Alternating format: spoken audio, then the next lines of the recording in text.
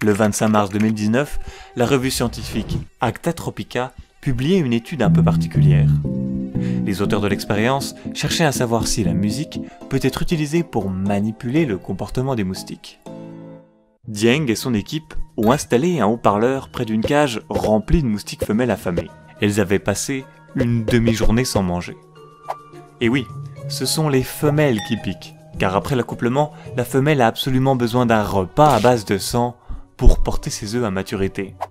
Dans la boîte de notre expérience, les scientifiques ont disposé également un moustique mâle pour qu'elle puisse se reproduire, ainsi qu'un hamster pour qu'elle se nourrisse.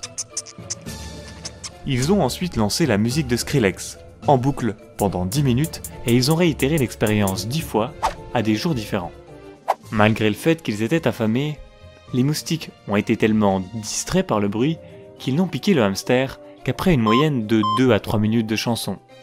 Tandis que le groupe contrôle, celui qui n'a pas écouté de musique, s'est rué sur le hamster, après seulement 30 secondes.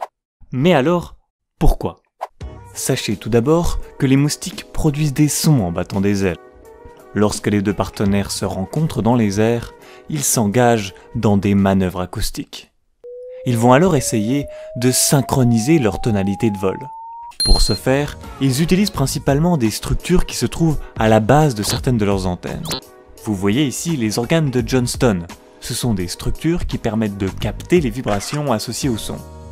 Les moustiques s'en servent donc pour harmoniser leur tonalité. Or, selon l'entomologiste Bart Knowles, la musique de Skrillex est intéressante parce qu'elle contient une large gamme de fréquences de son. En définitive, ce n'est pas si surprenant qu'elle émette les bons sons, ce qui perturbe la synchronisation des moustiques et ainsi empêche leur accouplement.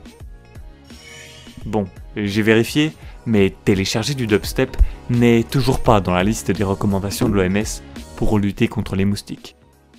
Cet épisode est terminé, la prochaine étude en cours d'écriture se concentrera sur un organisme hors du commun qui habite les fonds marins.